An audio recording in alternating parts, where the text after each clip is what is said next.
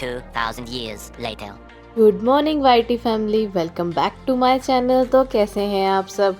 I hope आप सब बहुत ज़्यादा अच्छे होंगे और बहुत ज़्यादा दिनों के बाद आप मुझे ऐसे देख रहे होंगे तो थोड़ा सा शौक होगा कि मैं कहाँ थी, वो बताऊंगी आगे। तो मैं उठ गई थी अभी टाइम हो रहा था 2:15 के करीब और मैं बाहर आ गई थी वॉक करने। और उठने के साथ ही मुझे आजकल अच्छा लगता है, मौसम भी बहुत अच्छा हो रहा है तो मैं बाहर वॉक करती हूँ। उसके बाद में मैंने ब्रश करके बना ली थी चाय। अभी टाइम हो रहा है 2:45 और अभी हम फिर से बाहर जाके खड़े होंगे, चाय पियेंगे, क्योंकि यहाँ पे ना रिसेंटली अभी बच्चे शिफ्ट करें तो सुबह सुबह दिख जाते तो थोड़ा अच्छा लगता है कि भैया और भी लोग उठ गए हैं तो उठ के अब पढ़ लिया चाय कुछ। तो अभी मैं ढूंढ रही हूँ यहाँ वहाँ की कोई उठा या नहीं, लेकिन अंधेरा था तो एक दो खिड़कियों में लाइट जल रही थी, शायद बच्चे उठ गए होंगे। तो अभी हम चाय एंजॉय करते हैं थोड़ी देर और फिर चलेंगे हमारा फर्स्ट लॉट स्टार्ट करने। तो मैं यहाँ आ गई हूँ हमारा फर्स्ट लॉट करने, जो कि हो रहा है एनसीईआरटी हिस्ट्री का 6th क्लास की। तो चलो जल्दी से हमारा स्लॉट स्टार्ट करते हैं। तो एनसीईआरटी में आज हम बेसिक से ले रहे हैं। हमने जैसे कि पुराने उसमें मैंने आपको बताया कि मैंने एनसीईआरटी काफ़ी बार पढ़ी है, लेकिन फिर भी जब हम आगे बढ़ते हैं ना, कोई चीज़ करते हैं तो वो दिमाग में रह नहीं जाती है ना। ऐसा होता है कि हमने पढ़ा है कहीं, लेकिन हमें ना याद नहीं आ रहा कि हमने कहाँ पढ़ा था। तो इसके लिए अभी क्या कर रही हूँ, मैंने शुरू से शुरू किया है। इसके मैंने बहुत अच्छे से बारीकी से नोट्स बनाए हैं, बाकायदा मैप वगैरह बना के, क्योंकि पुराना टाइम था है ना, वो टाइम अलग था। आज की लोकेशन पे जैसे कि मगध ही ले लेते हैं हम, पहले मगध था, आज के टाइम पे बिहार है। वैसी अलग अलग चीज़ों पे ना डेवलपमेंट होता गया, चीज़ें बदलती गई। तो फिर मुझे बहुत टाइम बाद ये चीज़ समझ में आई, जब मैं आगे बढ़ रही थी तो काफ़ी ज़्यादा प्रॉब्लम्स हो रही थी मुझे समझने के लिए, क्योंकि मुझे जैसे एग्जांपल के तौर पे हम सिंधु नदियाँ पढ़ते हैं, सिंधु की, इंडस वैली की। तो उसमें मुझे राइट साइड की नदियाँ तो पता थी जो उसकी हेल्प करती हैं, सहायक नदी जिसे बोलते हैं, बट ना मुझे लेफ्ट साइड की नहीं पता थी। जब तक मैं ये स्लॉट कर रही हूँ, आपके लिए है क्विक अपडेट। दिशा पब्लिकेशन का updated 3rd English edition book पिछले 12 वर्ष के यूपीएससी सीएपीएफ एसी सहायक कमांडेंट 2023 से 2012 सॉल्व पेपर्स। इसमें है 2023 से 2012 तक के पिछले 12 वर्ष के सॉल्व पेपर्स, जो कि वर्षवार दिए गए हैं। इसमें प्रामाणिक समाधान और प्रत्येक प्रश्न से संबंधित प्रश्न पत्र के अंत में दिए गए हैं। सीएपीएफ के नवीनतम पैटर्न और पाठ्यक्रम के आधार पर विस्तृत समाधान के साथ पेपर 1 और 2 दोनों के लिए 5 अभ्यास सेटों के माध्यम से अभ्यास करें। पेपर 1 में सामान्य जागरूकता और मानसिक क्षमता के अभ्यास के लिए 3300 प्लस से अधिक एमसीक्यू हैं। पेपर 2 में निबंध लेखन, संक्षिप्त विवरण, रिपोर्ट लेखन, समझ और व्याकरण शामिल है। इन पेपर्स का उपयोग आप मॉक टेस्ट के रूप में कर सकते हैं। और अगर आपको यह बुक इंग्लिश में लेनी हो तो यह इंग्लिश में भी उपलब्ध है, आप ले सकते हैं। इसकी लिंक आपको मेरे डिस्क्रिप्शन में मिल जाएगी, तो गो एंड चेक। तो हमने जहाँ रोका था वहीं से शुरू करते हैं। तो जैसे कि मैंने आपको बताया कि मुझे नहीं पता थी, जैसे कि काबुल नदी, सुलेमान किर्थर, तो मुझे नई नॉलेज थी है ना। और मैं जब ये पढ़ रही थी, अभी मैंने किसी बुक में कुछ पढ़ रही थी तो एकदम से हिट करा कि मैंने ये तो पढ़ा ही नहीं। फिर मैंने अनु की थोड़ी सी हेल्प ली थी यहाँ पे और फिर उसे पढ़ा था। फिर इससे भी कुछ नहीं चला तो मैंने एटलस उठा ली थी, जिसमें बहुत सारे मैप्स दिए गए थे, जो कि चैप्टर वाइज थे, जैसे कि कौन पहले आया, कौन सेकंड आया, थर्ड कौन आया, फोर्थ कौन आया, ऐसे। और ये ना सीक्वेंस वाइज था, जिससे ना मुझे काफ़ी ज़्यादा हेल्प मिली थी। और मैं यहाँ पे 6 और 7 दोनों क्लास के एनसीईआरटी लेकर बैठी थी। मुझे लगा था कि मैंने इतने बार पढ़ लिया है तो आसान होगा मुझे इसके नोट्स बनाना, बट जब मैंने इसके नोट्स बनाने स्टार्ट किए इतनी ज़्यादा दिक्कतें आई ना, सच में मुझे पता चला कि नहीं, नोट्स बनाने बहुत ज़रूरी है। क्योंकि ना जब क्रिस्प नोट्स होते हैं ना आपके पास, बहुत शॉर्ट चीज़ों के साथ में, तो क्या होता है ना कि जब आपको क्विक रिवीजन चाहिए होता है ना, उसके साथ हेल्प करता है। जैसे कि ना हम बुक में कोई चीज़ पढ़ रहे हैं, उसको हाईलाइट कर दिया है ना, लेकिन अगर हमें कुछ 4-5 लाइन नीचे या फिर पिछले पेज से कुछ जोड़ना हो, उसको पढ़ना, फिर क्या करना पड़ता है कि वहाँ पढ़ो, फिर उसकी ना उसको जोड़ो कि ये पीछे कैसे हो गया। तो इसमें क्या होता है कि अगर लाइन वाइज हम लिखते जाएंगे, पढ़ते जाएंगे ना, तो ज़्यादा आसान होगा। तो ये मेरे लिए बहुत ज़्यादा हैक्टिक था। उसके बाद मुझे बहुत तेज़ भूख लग गई थी, तो फिर मैंने बनाए थे पोहा और साथ में रख दी थी मैंने चाय बनने के लिए। तो अभी हम यम्मी सा ब्रेकफास्ट करेंगे हमारा, क्योंकि मैं बहुत थक गई हूँ। और खा पी के फिर हम थोड़ा सा बाहर देखेंगे कि क्या हाल है अभी।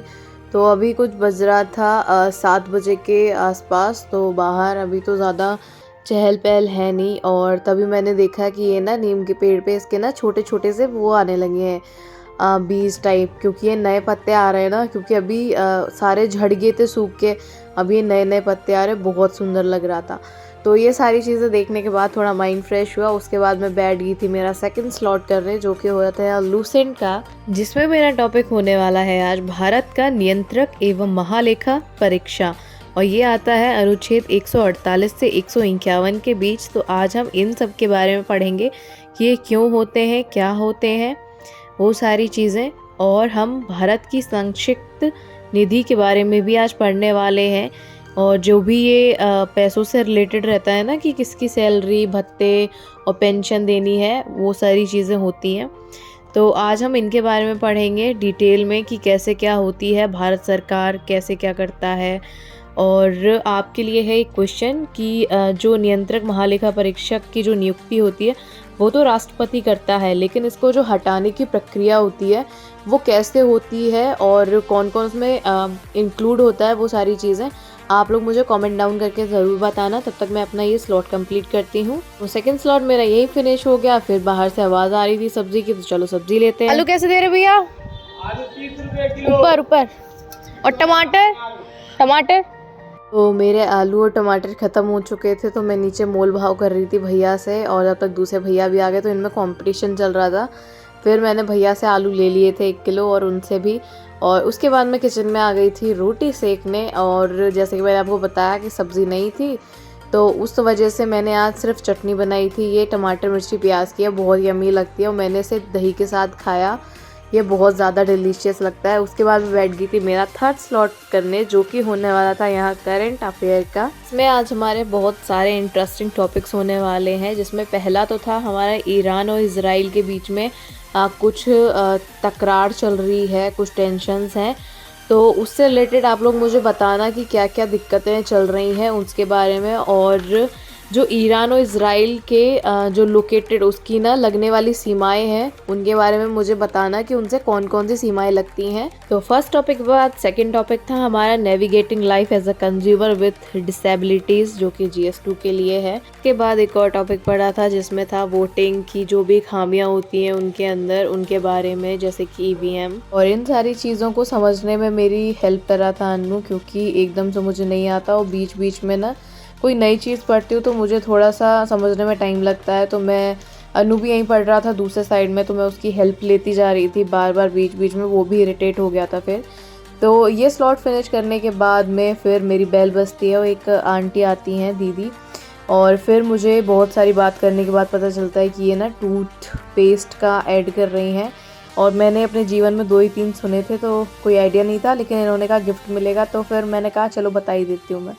तो फिर इनसे थोड़ी बहुत बात करने के बाद इन्होंने मुझे एक गिफ्ट दिया, जिसमें निकली थी मेरी मिल्टन की बॉटल। गाइस बहुत प्यारी थी ये, गर्मियों में इसका मस्त यूज़ होगा। उसके बाद में मैंने बनाई थी शाम को अपने लिए चाय थोड़ी सी, क्योंकि मैं बहुत थक गई थी ये सारी चीज़ें करने के बाद में। और अभी मेरे कॉलेज से रिलेटेड मुझे कुछ काम करना था, तो मैंने ब्रेक लिया था थोड़ा सा, तो मैं उसका काम कर रही थी। ब्रेक लेते लेते गाइस कब मेरे 17-18 दिन गायब हो गए, मुझे कुछ पता नहीं चला था। इसके साथ ही मेरा 4th स्लॉट आ गया, जिसमें मैं पढ़ रही हूँ हिंदी साहित्य। और हिंदी साहित्य में आज टॉपिक होने वाला है, जैसे कुत्ते बता ही रहे हैं गाइस टॉपिक, खैर इग्नोर। तो इसमें मेरा टॉपिक होने वाला है राम भक्ति शाखा। आज हम राम आख्यानक काव्य पढ़ने वाले हैं, जो भी इसके राम भक्ति के संप्रदाय हुए हैं, जिन्होंने अपना योगदान दिया है उनके बारे में, और उनकी रचनाएं, किस किस ने कौन सी रचनाएं करी हैं। जैसे कि हनुमान चरित्र किसने लिखा है, आप लोग मुझे कमेंट डाउन करना। और रामचरितमानस तो आपको पता ही होगा किसने लिखी है, गोस्वामी तुलसीदास जी ने।